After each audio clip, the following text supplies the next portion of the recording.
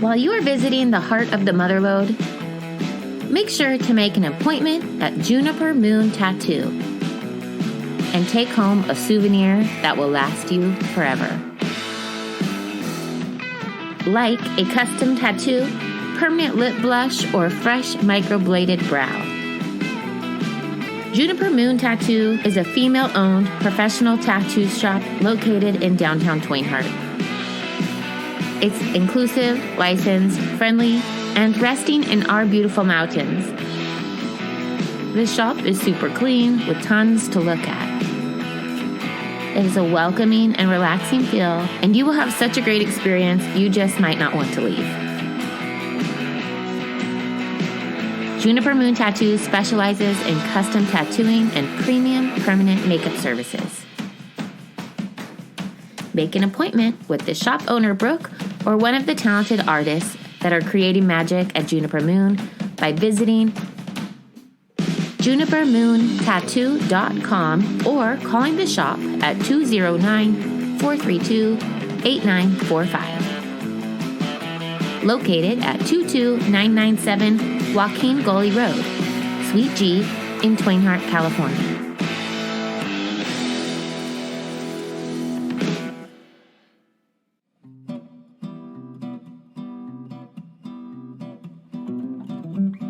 Tucked away in Truckee in the Sierra Nevada mountains lies a gold mine, and I'm talking about Valhalla Vintage. Valhalla Vintage is a unique vintage shop offering quality goods. Goods that were made in the USA. Goods that were made to last. They are open Fridays and Saturdays from 10 to 4. Let their knowledgeable staff show you how to wear these classic pieces every day of the week. If you're on your way to Tahoe and Reno, be sure to stop in Truckee and check out Valhalla Vintage. Follow on Instagram at Valhalla Vintage Company or find them online at valhallavintageco.com. That's VALHALLA vintageco.com. Valhalla Vintage is female owned. Let the shop owner Emily be your new vintage guru.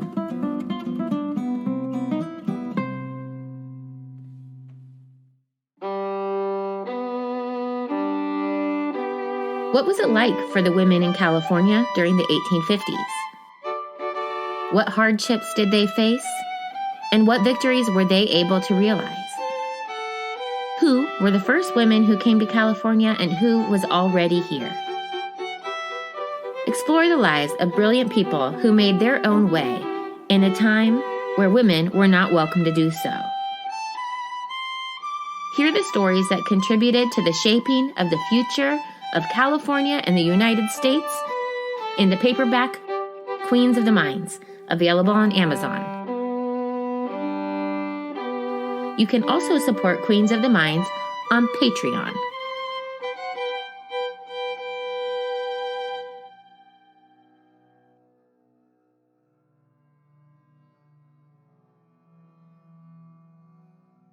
In 1843, Cathay Williams was born to an enslaved woman and a free black man, ironically in Independence, Missouri.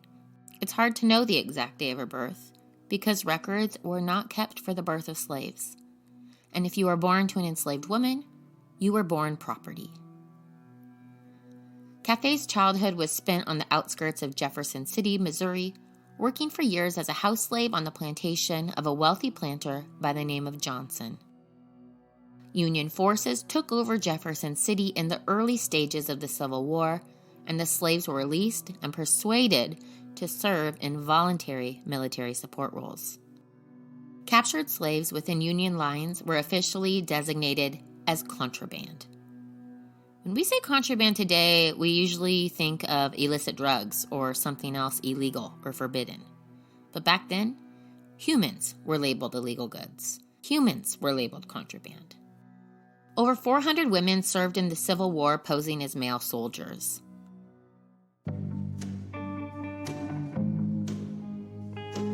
Today, we're talking about Cathay Williams, the only known female Buffalo soldier. Williams was not only the first Black woman to enlist, but the only documented woman to serve in the United States Army while disguised as a man during the Indian Wars. She was a pioneer for thousands of American women serving in the armed forces today. Season 3 features inspiring, gallant, even audacious stories of real 19th century women from the Wild West. Stories that contain adult content, including violence, which may be disturbing to some listeners or secondhand listeners, so discretion is advised. I am Andrea Anderson, and this is Queens of the Mines, Season 3. As contraband, Cathay was taken to Little Rock by Colonel Benton of the 13th Army Corps and was pressed into serving. She didn't want to go. Benton wanted her to cook for the officers, and she had to learn the skill. At 17, her role as an Army cook and washerwoman under the service of Union General Philip Sheridan took her all over the country. She saw the soldiers burn lots of cotton. During these travels, Williams was at Shreveport when the rebel gunboats were captured and burned on Red River. And she witnessed Comanche, Kiowa, Southern Cheyenne, and Arapaho tribes relocated to reservations during the Red River Campaign. She was there for the Shenandoah Valley raids in Virginia and saw the Union defeat the Confederates despite being outnumbered at the Battle of Pea Ridge in Fayetteville. The work brought her to Iowa, Louisiana, Georgia, and even back home to her home state of Missouri. The lure of independence was undeniably attractive to a female, young, unmarried, former slave. So in St. Louis, she voluntarily enlisted for a 3-year engagement in the U.S. Army on November 15, 1866, but this time to fight, despite the prohibition against women serving in the military. The recruiter described her as William Cathay, a 5'9" male with black eyes, black hair, and black complexion. But in actuality, she was the first Black female soldier to enlist within the Army. Only 4 months after Congress passed a law authorizing the formation of 6 all-Black Army units.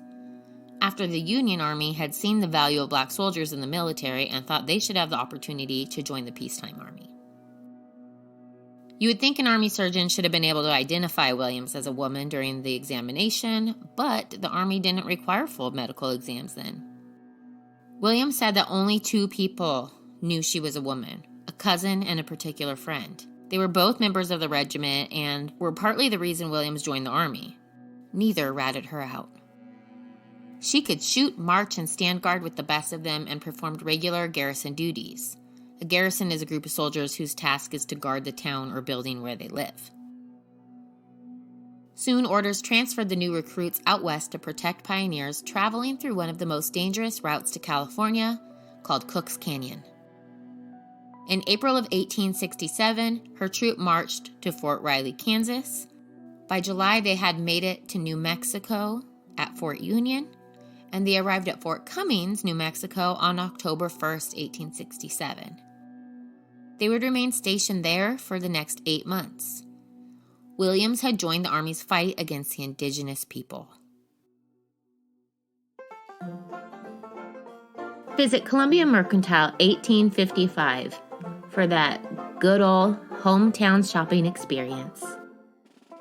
The Columbia Mercantile 1855 is an 1850s-inspired full-service market and grocer, offering quality staples and specialties, including local meats and poultry, and local produce. You never know what treasures you'll find. From fresh, baked San Francisco sourdough to bottles of sarsaparilla, they have beer and wine, pharmaceutical needs, local art, and even offerings for musicians. Find artisan cheeses, honeys, cookies, olive oils, and specialty snacks. And if you are looking for choices for healthier lifestyles, Teresa also carries organic, gluten-free, and vegan options. It's a fabulous store with wonderful products and a caring shop owner. EBT accepted. Open daily from 9 a.m. to 6 p.m. at 11245 Jackson Street in Columbia State Historic Park.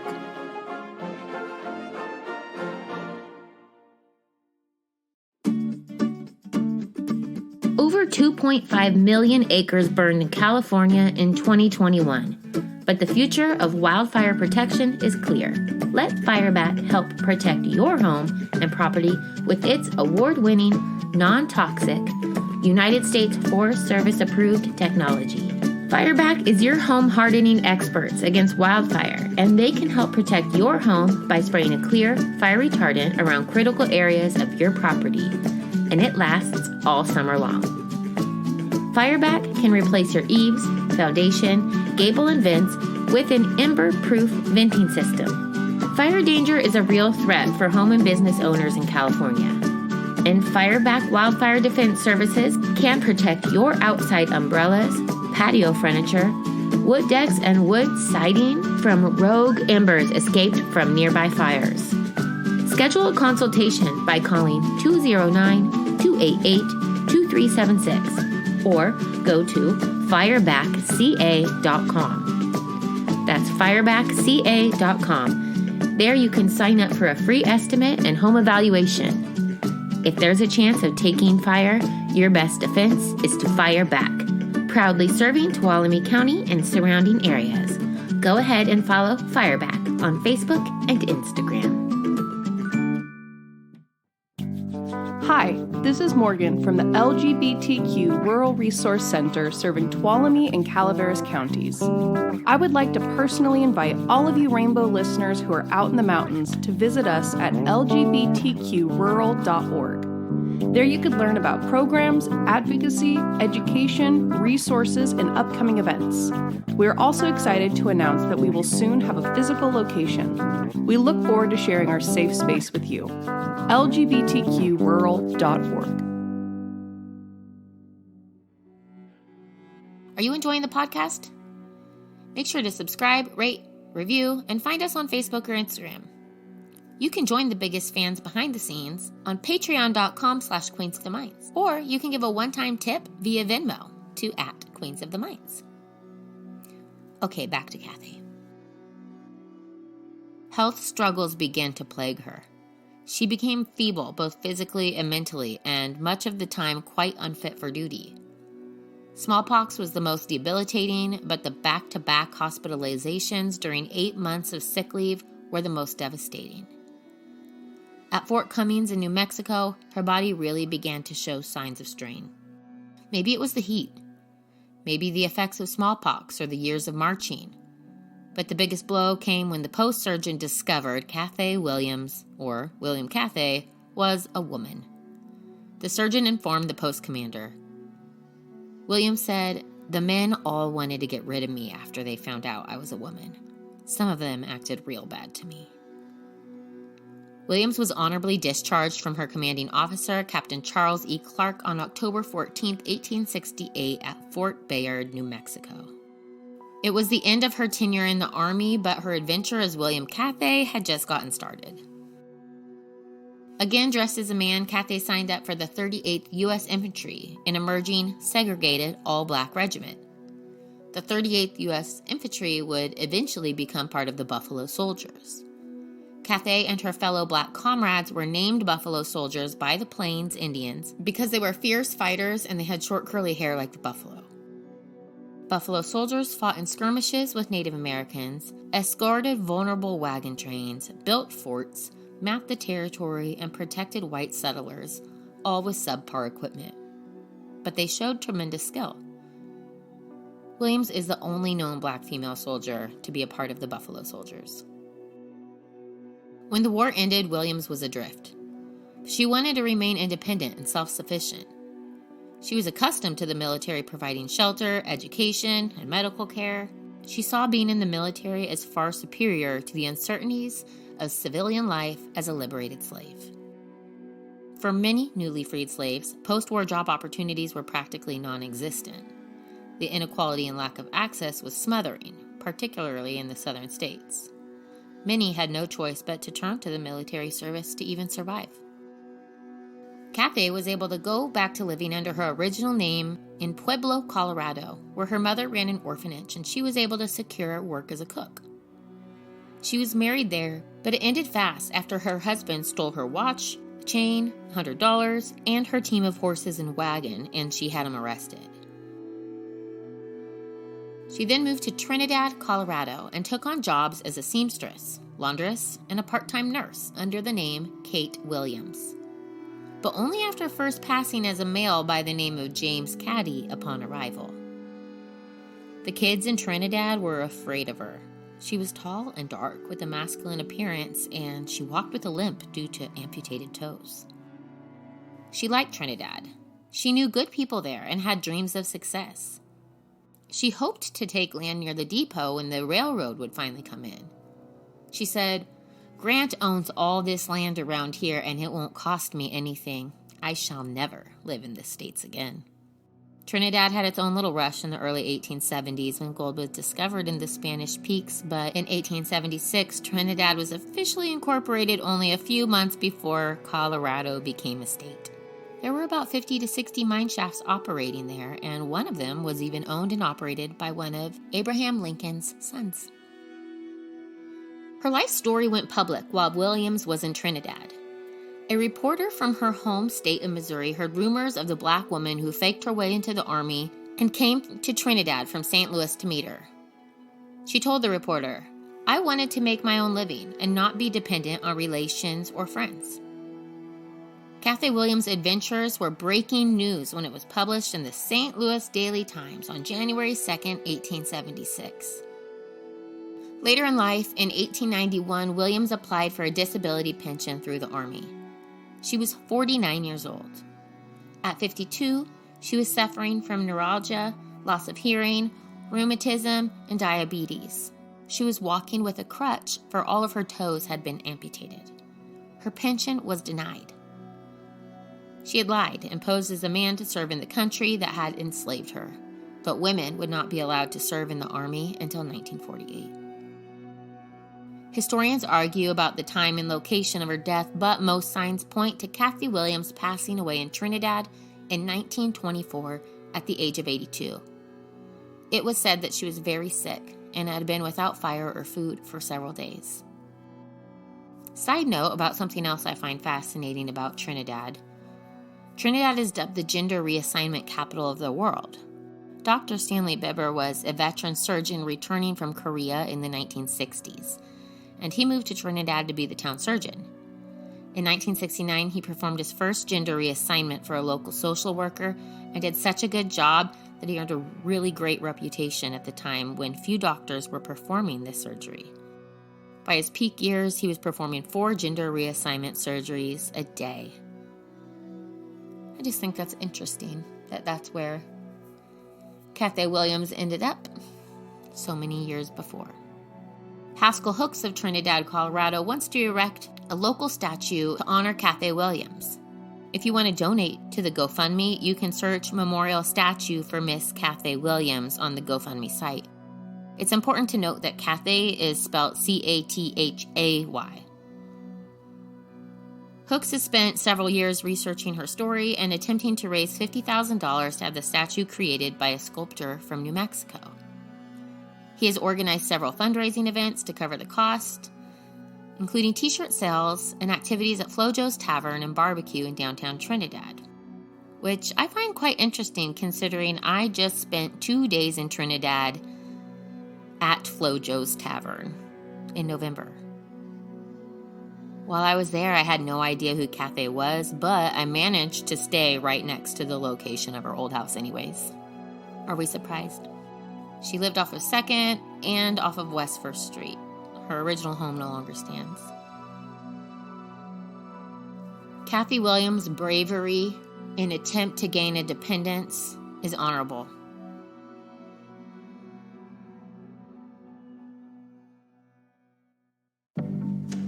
It all leads me to wonder, how far would you go to get what you want?